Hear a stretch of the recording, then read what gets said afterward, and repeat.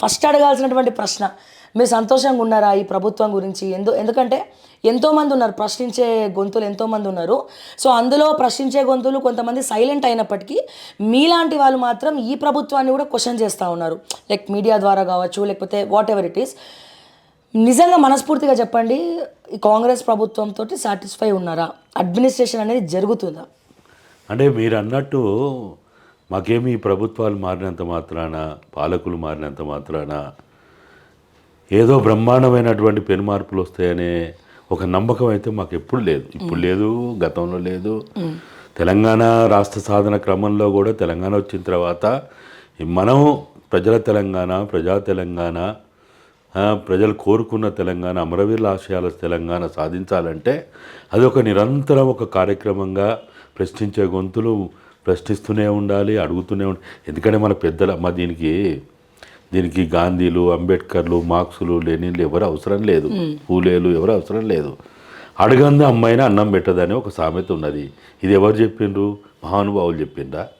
సామాన్య ప్రజలు చెప్పినటువంటి ఒక సూత్రం అది, అదొక సూత్రం. అది దాన్ని సూత్రీకరించక తత్వవేత్తలు దాన్ని సూత్రబద్ధంగా దాన్ని ప్రాచుర్యంలోకి తీసుకురాపోవడంలా అట్టుంది. కానీ అడగంది అమ్మాయిని అన్నం పెట్టదు కాబట్టి పాలకులను ఎప్పుడు కూడా ప్రశ్నిస్తూనే ఉండాలి. పాలకులను కనుక ప్రశ్నించడం మానేస్తే, ఎందుకంటే ఈ చట్టాలన్నీ కూడా ఉన్నోళ్ళకు చుట్టాలే. అదేదో ప్రజల కోసం వచ్చినాయి, ప్రజలు నచ్చి మెచ్చి కోరుకొని రాబడినాయని ఏం లేవు. కాకపోతే అనేక ఉద్యమాల కారణంగా, పోరాటాల కారణంగా, త్యాగాల కారణంగా తప్పనిసరి పరిస్థితుల్లో ఇటువంటి మార్పులు అనేవి కొన్ని తీసుకొస్తూ ఉంటారు పాలకులు. అందుకనే మీరైనా మేమైనా ఎవరమైనా సరే సమాజంలో నేరమే అధికారమే నేరస్తులు చేస్తుంటే నోరుండి ఊరక కూర్చున్న ప్రతివాడు నేరస్తుడే.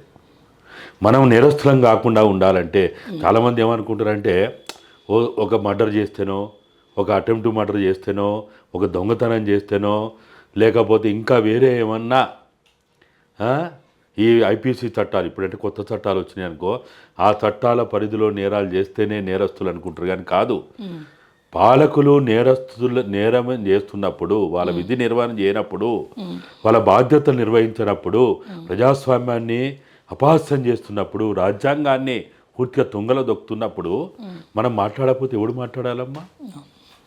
ఎవడు మాట్లాడాలా? మరి మనుషులము, మానవత్వం కలిగిన వాళ్ళము అని మనం చెప్పుకోవడానికి అర్థం ఏముంటుంది ఆడ? కాబట్టి ఇవాళ అది కేసీఆర్ ప్రభుత్వమా, అంటే టీఆర్ఎస్ ప్రభుత్వమా, కాంగ్రెస్ ప్రభుత్వమా, అది బీజేపీ ప్రభుత్వమా, అది లేకపోతే ఇంకా గతంలో అయితే టీడీపీ ప్రభుత్వం, ఈ ప్రభుత్వాలన్నీ కూడా గివే కదా. ఉమ్మడి ఆంధ్రప్రదేశ్లోనైనా ప్రస్తుతమైనా గివే ప్రభుత్వాలు ఉన్నాయి. ఈ ప్రభుత్వాలను ఎవరెవరైతే ప్రశ్నించారో, తప్పు చేసినప్పుడు, మంచి చేస్తే మనం ఏమీ పని కట్టుకొని ప్రశ్నించాల్సిన అవసరం లేదు. ఏదైనా మంచి పని చేసినారు, సపోజ్ ఇప్పుడు రైతు రుణమాఫీ అని ఏదో చేస్తున్నారు. రైతు రుణమాఫీతో పాటు అయ్యా నాయన మరి గత పాలకులు ఏదైతే అమలు చేసినటువంటి ప్రారంభించినటువంటి పథకం రైతు బంధు ఉంటే దాన్ని మీరు రైతు భరోసా అన్నారు, 10,000ని 15,000 చేస్తా అన్నారు.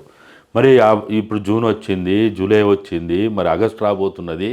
మరి నీ రైతు బంధు ఎడు బాయా, రైతు భరోసా ఎక్కడ బాయా?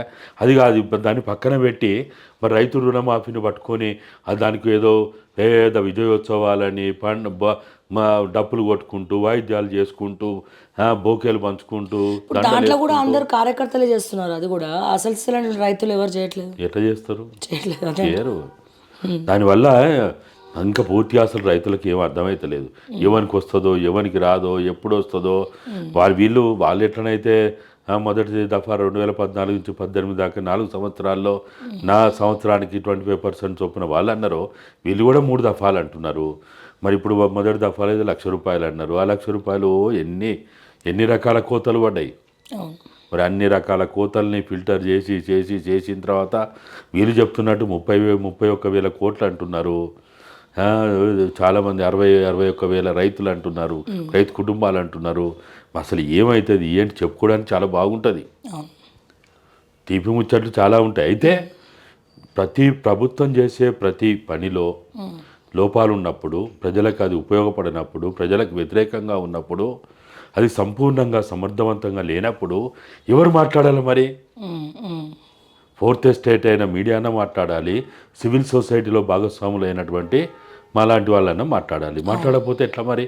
అయితే మీరు అన్నట్టు ఇదేమీ పెద్ద మాకు పెను మార్పులు వస్తాయనే నమ్మకం మాకు ఎప్పుడు లేదు. కాకపోతే ఏంటంటే పెద్ద దొంగను దించి చిన్న దొంగను తెచ్చుకుందాము అనే దాంతో చేసిన ప్రజలు ప్రయత్నమే కానీ అటువంటి మార్పే కానీ ఇంకేదో పెను మార్పులు వస్తాయి, మొత్తం ప్రజల తెలంగాణ వస్తుంది, ప్రజాస్వామిక తెలంగాణ వస్తుంది, ప్రజలు అమరవీరుల ఆశయ సాధనతో కూడిన తెలంగాణ వస్తుంది. ఎక్కడదమ్మా ఇప్పటివరకు అమరవీరులను పట్టించుకోలేదు, ఉద్యమకారులను పట్టించుకోలేదు.